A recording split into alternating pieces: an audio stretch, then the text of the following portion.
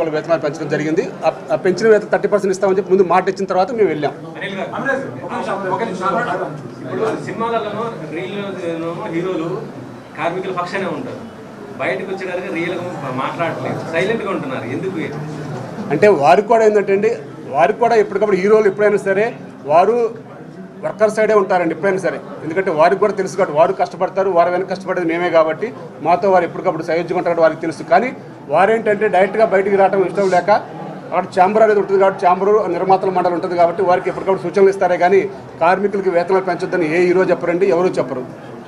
గతంలో మీరు ప్రొడ్యూసర్స్ గా అంటే ఈసీ మెంబర్ గా ఉండి కూడా వాళ్ళ కష్టాలు తెలుసు, వాళ్ళ ప్రాబ్లమ్స్ తెలుసు, బిజినెస్ కూడా తెలుసు. ఇప్పుడు రిజైన్ చేసి ఇటువైపు వచ్చేసి మాట్లాడే మొత్తం కార్మికుల పక్షానే మాట్లాడుతున్నారు. అమిరాజ్ గారి కష్టాలు తెలియ ప్రొడ్యూసర్ గురించి అని చెప్పేసి కూడా అంటున్నారు. రైట్, నిజమే అండి. కష్టం అంతా తెలుసు. ప్రొడక్షన్ ఎగ్జిక్యూటివ్గా మేనేజర్గా వచ్చి ఆ తర్వాత నిర్మాతగా కాల్ షీట్ల మేనేజర్గా ఈరోజు మీరు చెప్పినట్టుగా ఛాంబర్ ఏదైతే ఉందో ఆ ఛాంబర్ లాస్ట్ 2 years ముందు జరిగిన ఎలక్షన్లో నేను గెలిచానండి. ఛాంబర్లో గెలిచాను, కౌన్సిల్లో గెలిచాను. అట్లాగే కౌన్సిల్ సెక్టార్ కౌన్సిల్ ఉంటుందండి. సెక్టార్ కౌన్సిల్ ప్రొడ్యూసర్ కౌన్సిల్ వేరే. సెక్టార్ కౌన్సిల్లో గెలిచాను. సెక్టార్ కౌన్సిల్ కార్యదర్శిగా ఉన్నానండి. దాన్ని వెంటనే ఇక్కడ రావడంతో వెంటనే రిజైన్ చేశానండి. అట్లాగే టైం తీసుకుని 1 or 2 monthsలో ఆ ఛాంబర్ ఏదైతే ఎగ్జిక్యూటివ్ కమిటీలో ఉన్నానో లాస్ట్ సెప్టెంబర్, అక్టోబర్లో ఇక్కడ ఆగస్టులో గెలిచామండి. అక్టోబర్లో రిజైన్ చేశానండి. ఇక్కడ ఉండకూడదు. ఎందుకంటే ఇప్పుడు ఏదైతే ఛాంబర్కి వెళ్తున్నామో ఈ సమస్యని అక్కడ తీసుకెళ్ళినప్పుడు అటు పక్కన కూర్చోవాలి, ఇక్కడ తీసుకుంటే ఇటు అట్లా ఉండకూడదండి. కార్మికుల పక్షానికి ఎందుకు వచ్చామంటే దాదాపు మా యూనియన్లో 4వసారి ప్రెసిడెంట్గా తీసుకున్నారండి. మీరు రావాలి, ఇక్కడ చిన్న చిన్న ప్రాబ్లం ఉన్నాయి, మా యూనియన్కి సంబంధించి డెవలప్మెంట్ ఏదో ప్రాపర్టీ కొనాలని, ఆ ప్రాపర్టీ డెవలప్ చేయాలని మీరుంటే మీకు పెద్ద ప్రొడ్యూసర్స్ హీరోలు అందరూ కూడా ఫండింగ్ ఇస్తారు, హెల్ప్ అవుతుందని వారు తీసుకెళ్ళడం జరిగిందండి. నేను అక్కడికి రావడం జరిగింది, అక్కడికి గెలిచి ఇక్కడికి రావడం జరిగిందండి.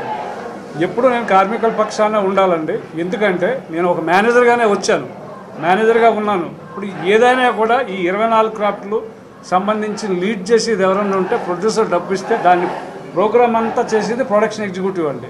వారి నుంచే డైరెక్టర్స్ దగ్గర నుంచి ఆర్టిస్టుల దగ్గర నుంచి ఇప్పుడు ఈ రోజువారి పనిచేసేవారు అందరికీ కూడా ప్రొడక్షన్ ఎగ్జిక్యూటివే ఉంటారండి. సో మరి కార్మికుల పక్షాన్ని వచ్చినప్పుడు కార్మికుల పక్షాన్ని మాట్లాడాలి. ప్రొడ్యూసర్గా సంపాదించుకోవడం కోసమో మనం ఎదుగుదల కోసమో ప్రమోట్ చేసుకోవడం కోసమో మనం నిర్మాణ రంగంలోకి వెళ్ళామండి. కొన్ని సినిమాలు పార్ట్నర్షిప్లో తీసాం, కొన్ని సినిమాలు సొంతంగా తీసానండి. అది అయిపోయింది, అందులో ఉన్నానని రిజైన్ చేసి ఇక్కడికి వచ్చానండి. ఇప్పుడు వీరి తరఫున వీరు అడుగుతున్న పోరాటంలో ముఖ్య భూమిక ప్రెసిడెంట్, సెక్రటరీది, ట్రెజరర్ది ఉంటుందండి. మేము అందరికీ ఆన్సరు ఇందాక మీరు అడుగుతున్నారు కొన్ని ప్రశ్నలు, ఛాంబర్ అంటున్నారండి. ప్రొడ్యూసర్ కౌన్సిల్ ఉంటుందండి. ఆ ప్రొడ్యూసర్ కౌన్సిల్ ఇప్పుడు మన ఫెడరేషన్లో ఎలా కార్మిక సంఘాలన్నీ ఎలా ఉన్నాయో వాళ్ళు మెంబర్స్ అయి ఉంటారు, సినీ నిర్మాతలు అందరూ మెంబర్స్ అయి ఉంటారండి. వాళ్ళ ఆర్గనైజేషన్లో కమిటీ ఉంటుందండి. ఆ కమిటీ ఛాంబర్ కలిపి వారు వేతనాలు ఎలా పెంచాలి ఇవన్నీ వారు డిస్కస్ చేసి వారు కోఆర్డినేషన్ కమిటీ వేసి ఆ కమిటీని మమ్మల్ని పిలుస్తారు, మా కమిటీని. అట్లా జరుగుతుందండి. ఛాంబర్ సుప్రీం అని ఎందుకన్నామంటే వారికి ఒక ఫైనల్ దానికోసం అండి గవర్నమెంట్ దగ్గరికి వెళ్ళాలండి. కోమటిరెడ్డి గారిని కలవాలి, మినిస్టర్ గారిని కలవాల్సింది ఉంది, మన ఢిల్లీలో ఉన్నారు. అట్లాగే సమస్య కూల్గా అయిపోతుందని చెప్పేసి రోజు అనిల్ గారు మాట్లాడుతూ ఉన్నారు, నేను మాట్లాడుతూ ఉన్నాను, మిగతా వాళ్ళు కూడా మాట్లాడుతూ ఉన్నారు. ఈ దశలో ఉండగా ఇలా యూటర్న్ తీసుకుందండి. ఫ్యామిలీ అందరినీ విడగొట్టాలనే ఒక భావనలో నిన్న జరిగిందండి. చాలా బాధాకరం, దురదృష్టకరం. అది పునరావృతం కాకుండా అనిల్ గారు చెప్పినట్టు వారిని కూడా మాలో కలుపుకుని 13 యూనియన్లు కలుపుకుని ఏదైనా కొంచెం హెచ్చుతగ్గులు ఉంటే కూడా మాట్లాడి దాన్ని మనం ఇవాళ రేపట్లో పిలుస్తామన్నారు కదా, పిలిచి సరి చేసుకుంటే హ్యాపీగా మనం రేపటి నుంచి పనులకు వెళ్తాం. మీ ద్వారా చెప్పండి, ఇప్పుడే బయలుదేరుతాం. ఎవరు బయట వాళ్ళు ఎవరు వచ్చి పని చేయరండి, మేమే పని చేసుకోవాలి. వాళ్ళు మమ్మల్ని పిలవాలి, మేము వారికే పని చేయాలండి. మరి వేరే